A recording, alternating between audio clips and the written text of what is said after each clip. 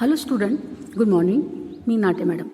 Students, today we have to solve the activity first in 10th standard science 2.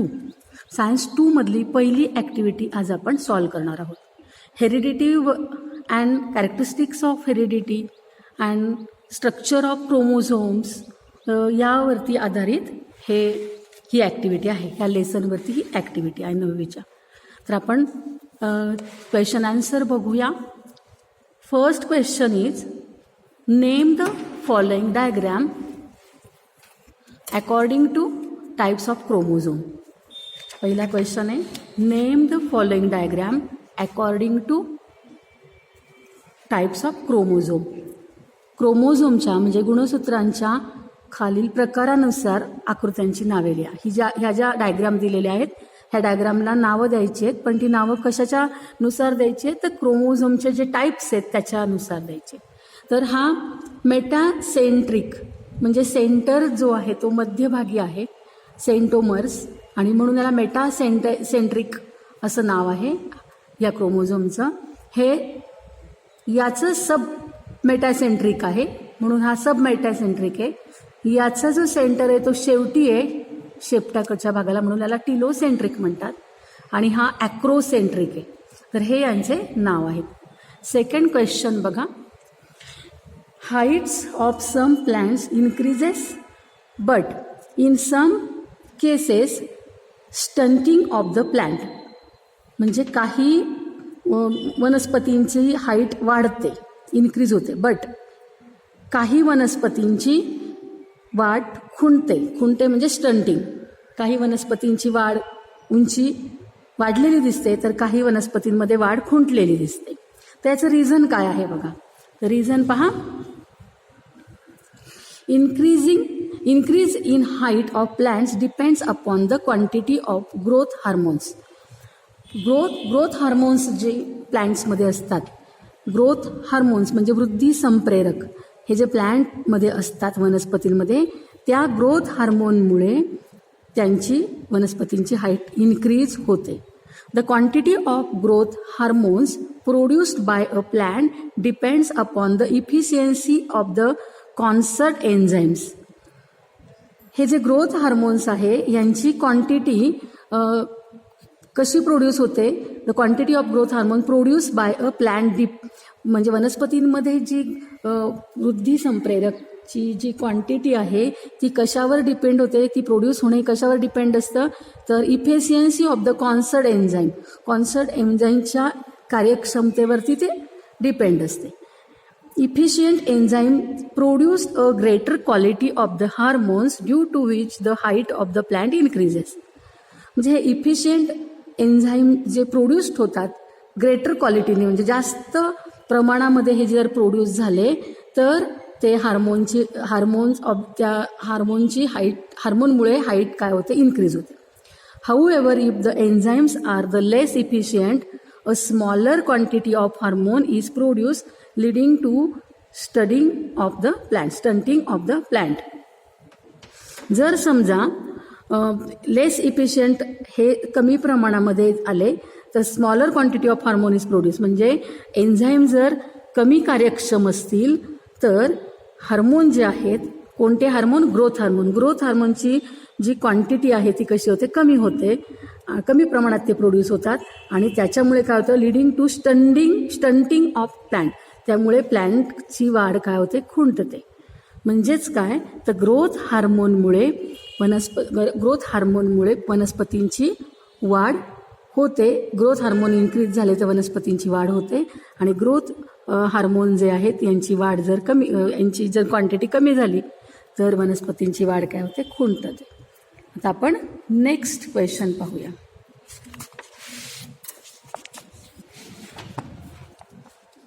Fill in the blanks in following table.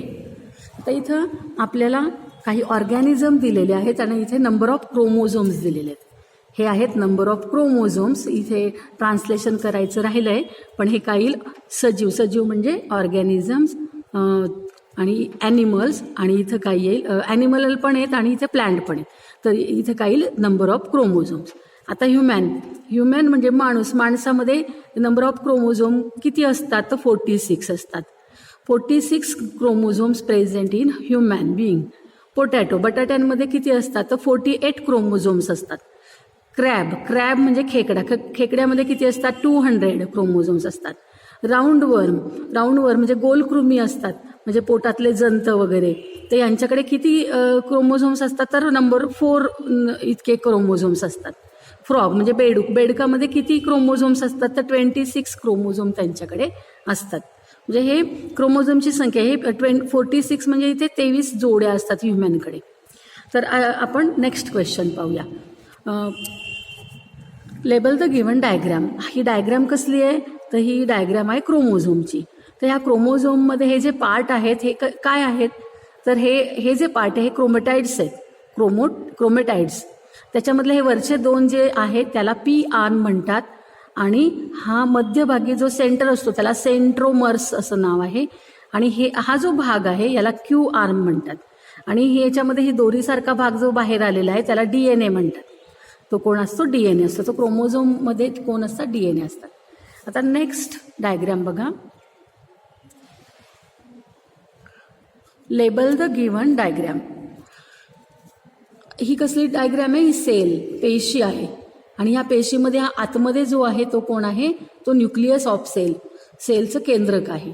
त्याच्यामध्ये सेलमध्ये हे आतमध्ये काय आहेत? हे आतमध्ये सेलमध्ये कोण असतं? तर हे क्रोमोझोम्स असतात. ही आकृती बघा, ही क्रोमोझोमची, आणि क्रोमोझोमचे हे जे पार्ट्स असतात हे कोण असतात? जीन्स असतात. DNA असतात. DNA मधले जीन्स असतात. म्हणजेच काय, एकूण ह्या आकृतीवरनं काय लक्षात येतं की सेलमध्ये न्यूक्लियस असतो, न्यूक्लियसमध्ये क्रोमोझोम्स असतात, आणि क्रोमोझोम्समध्ये जीन्स असतात. अशी ही डायग्राम आपल्याला सुचवते. आता आपण नेक्स्ट क्वेश्चन नंबर ऑफ 6 बघूया. Answer the following question from given diagram. आता इथे आपल्याला ही डायग्राम दिलेली आहे ही, आणि ह्या डायग्रामवरनं काही क्वेश्चन्स इथे विचारलेले आहेत. ह्या डायग्रामच्या वरून डिपेंड असलेले जे क्वेश्चन त्याचे आन्सर आपण पाहणार आहोत. पहिला प्रश्न आहे, गिव्हन डायग्राम विच डायग्राम. ही आकृती कशाची आहे? ऑब्व्हियसली ही आकृती कशाची? तर स्ट्रक्चर ऑफ DNA. तर given diagram is a structure of DNA. आता नेक्स्ट क्वेश्चन बघा. DNA, in the model of DNA, 2 parallel threads are coiled. Name such structure. म्हणजे DNAच्या ह्या प्रतिकृतीमध्ये, ह्या DNAच्या स्ट्रक्चरमध्ये न्यूक्लिओटाइडचे 2 धागे एकमेकांना लपेटलेले आहेत. बघा, हा दिसतोय का? हा असा, आणि हे 2 जे थ्रेड्स आहेत, धागे, ते न्यूक्लिओटाइडचे धागे आहेत, ते एकमेकांना लपेटलेले दिसतात. त्याला कोणती रचना म्हणतात? तर ही जी रचना आहे ना, ही म्हणजे हे जे स्ट्रक्चर आहे ना, याला काय म्हणतात? तर डबल स्टँडर्ड स्ट्रक्चर म्हणतात. डबल स्टँडर्ड म्हणजे 2 धाग्यांची रचना असं म्हणतात. Double standard twisted structure, double standard twisted structure असं म्हणू आपण त्याला. आता पुढचा question. Write name of nitrogenous bases. यांच्यामध्ये इथे नायट्रोजिनियस बेसेस असतात. इथे काय असतात? नायट्रोजिनियस बेसेस असतात. तर ह्या कोणते नायट्रोजिनियस बेसेस याच्यामध्ये असतात? तर बघा, 4 प्रकारचे नायट्रोजिनियस बेसेस असतात. तर त्यांचं नाव आहे ॲडनाईन, ग्वानाईन, सायटोसाईन आणि थायमाईन. बघा, ॲडनाईन, थायमाईन किंवा ॲडनिन, थायमिन यांची जोडी असते. ग्वानिन आणि सायटोसिन यांची जोडी असते.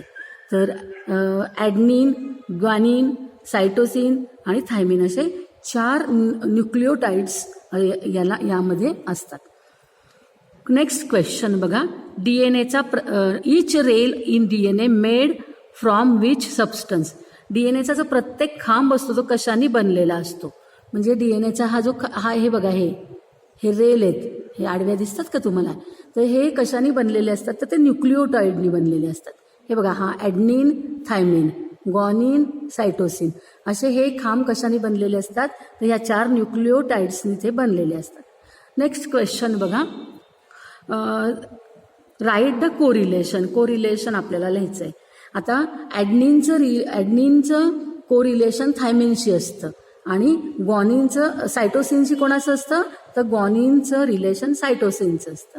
म्हणजे इथे पण दिलेलं बघा, ॲडनिन थायमिन, ग्वानिन सायटोसिन असे. म्हणजे हे पक्के मित्र आहेत, ॲडनिन आणि थायमिन, आणि ग्वानिन आणि सायटोसिन हे दोघं पक्के मित्र आहेत. आता नेक्स्ट क्वेश्चन बघा, लास्ट क्वेश्चन, 7th क्वेश्चन. इथे तुम्हाला 3 डायग्रॅम दिलेले आहेत. या तिन्ही डायग्रॅम RNAच्या आहेत. RNAचे जे 3 टाईप्स आहेत त्याच्या डायग्रॅम आहेत. आपल्याला विचारलेलं आहे identified the types of RNA. RNAचे कोणते टाईप्स आहेत विचारले. तर हा आहे mRNA, हा रायबोसोम्स. mRNA म्हणजे मेसेंजर RNA, हा रायबोझोम्स RNA, हा रायबोझोम्स RNA आहे rRNA, आणि हा ट्रान्सफर RNA म्हणजे tRNA आहे. असे हे 3 टाईप्स आहेत RNAचे.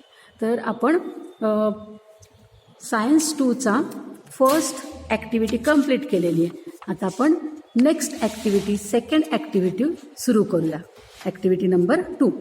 तर याच्यामध्ये मेंडेलचे जे लॉज आहेत ते आपण इथे, मेंडेलचे एक्सपेरिमेंटवरनं जे काही लॉज त्यांनी काढलेले आहेत ते आपण इथे या ॲक्टिव्हिटीजमध्ये सॉल्व करणार आहोत. बघा आता इथे पहिला क्वेश्चन बघा, राईट नेम्स. आपल्याला इथे नाव लिहायचं आहे. इन पॅरेंटल पहिला त्याच्यामध्ये प्रश्न, in parental generation P1 of Mendel's experiment of the mono hybrid cross. मेंडलने जो एक्सपेरिमेंट केला आहे पॅरेंटल जनरेशनचा, मोनो हायब्रिड क्रॉसचा, तर त्याच्यासाठी त्यांनी उंच झाडं वापरली आणि बुटकी झाडं वापरली. उंच झाडांच्या आणि बुटक्या झाडांचा त्यांनी काय करून आणला, तर हायब्रिड क्रॉस करून, मोनो हायब्रिड क्रॉस करून आणला. तर उंच झाडांसाठी कोणतं अक्षर वापरलं, लेटर्स फॉर टॉल प्लांट्स असा प्रश्न विचारलाय. तर उंच झाडांसाठी कॅपिटल TT हे लेटर्स यूज केले, आणि शॉर्ट प्लांट्ससाठी जे झाडं शॉर्ट होती, बुटकी होती, त्यांच्यासाठी स्मॉल TT हे अक्षरं वापरली. तर तुम्हाला प्रश्न विचारलाय की कोणती अक्षरं वापरली, तर हे अक्षरं वापरली. आता क्वेश्चन नंबर 2. क्वेश्चन नंबर 2 मध्ये बघा, खालील तक्त्यातील रिकाम्या जागेत मानवी प्रभावी किंवा अप्रभावी वैशिष्ट्यांची नावे लिहा. मग याचं ट्रान्सलेशन काय होईल, name the dominant and recessive characteristics आपल्याला विचारलेली. Name the dominant and recessive characteristics of the human ह्युमनच्या माणसाच्या काही इथं कॅरेक्टरिस्टिक्स दिलेले आहेत. आता इथे बघा, पहिली डॉमिनंट जी आहे ती म्हणजे डॉमिनंट म्हणजे प्रभावी आणि रिसेसिव्ह म्हणजे अप्रभावी. तर समजा टंग रोल्ड, दुमडणारी जीभ असेल, म्हणजे जी आपली टंग असते ती अशी रोल्ड होऊ शकते, तर ती दुमडणारी जीभ असलेले पॅरेंट्स, आणि नो टंग रोलिंग, ज्यांची जीभ दुमडत नाही, अशी रोल नाही होत, असे पॅरेंट्स. म्हणजे समजा आई आणि वडील असे दोघं असतील, तर समजा वडिलांची जीभ जर अशी रोल्ड होत असेल आणि आईची जीभ रोल होत नसेल, तर हे दोन पॅरेंट्समध्ये डॉमिनंट प्रभावी कोणाला समजलं, तर वडिलांना आणि आईला रिसेसिव्ह.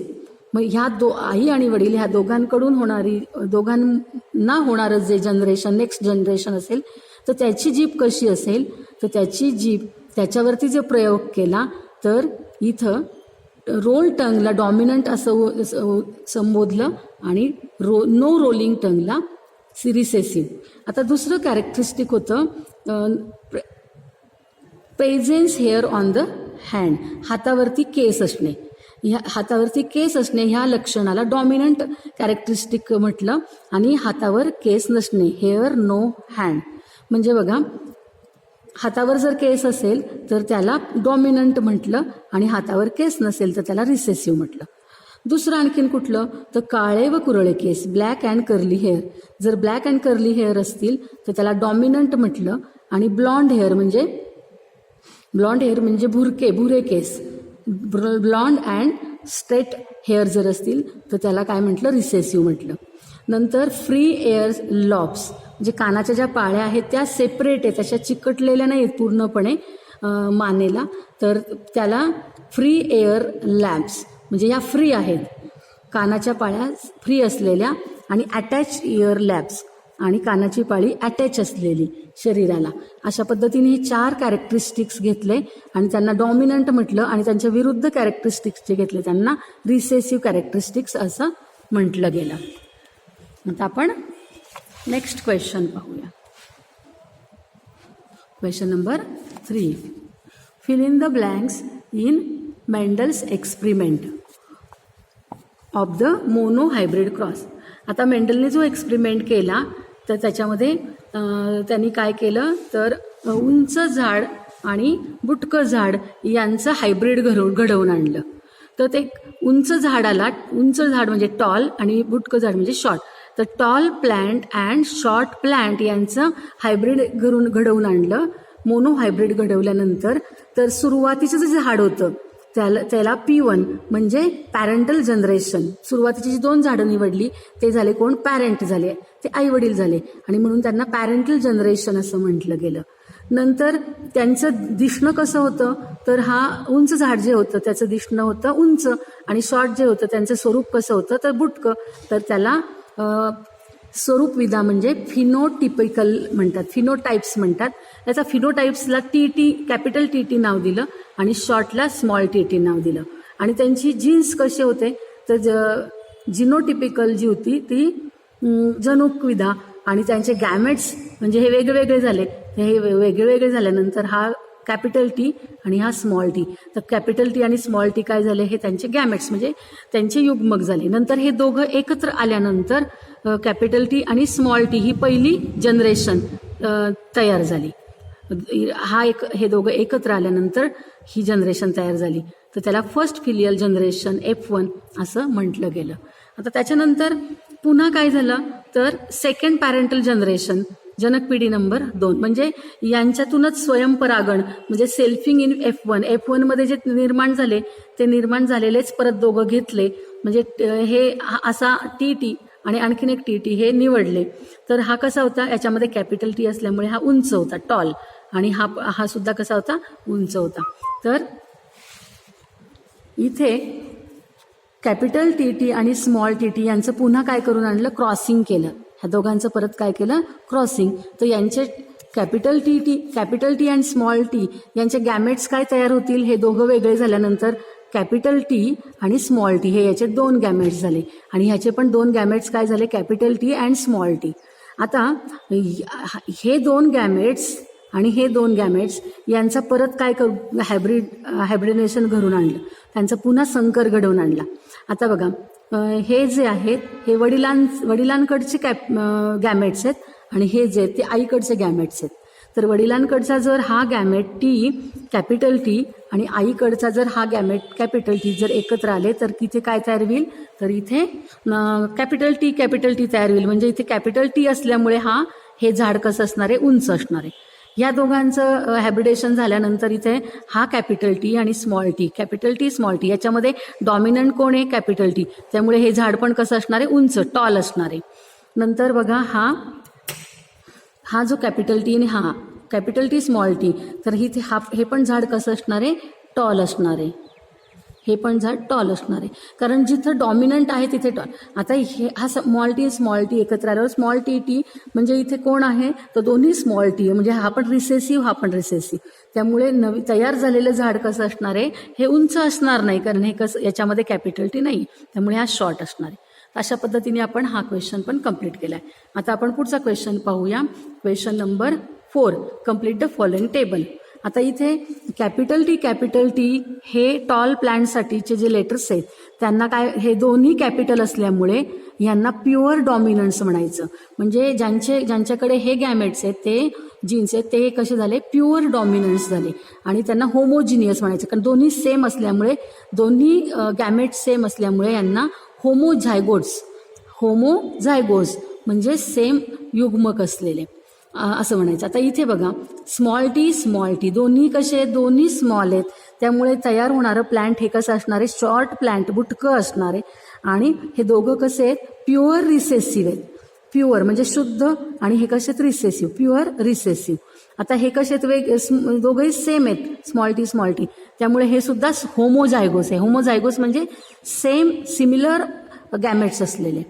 हे पण होमोझायगोस आहे, कॅपिटल टी आणि स्मॉल टी सुद्धा होमोझायगोस आहे.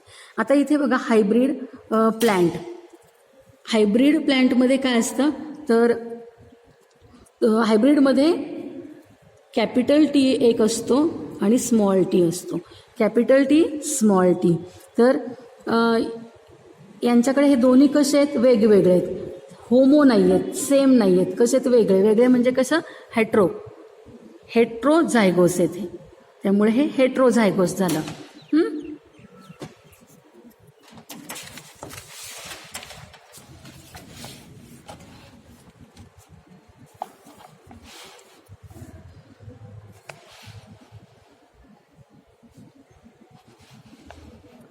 हे बघा आन्सर तुम्ही लिहून घ्या.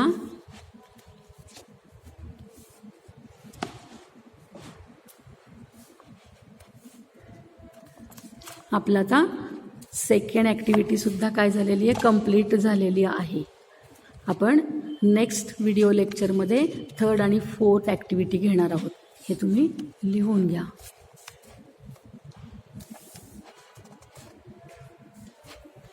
आजचा व्हिडिओ लेक्चर आवडलं का? जर आवडलं असेल तर व्हिडिओला लाईक करा आणि सबस्क्राईब सुद्धा करा.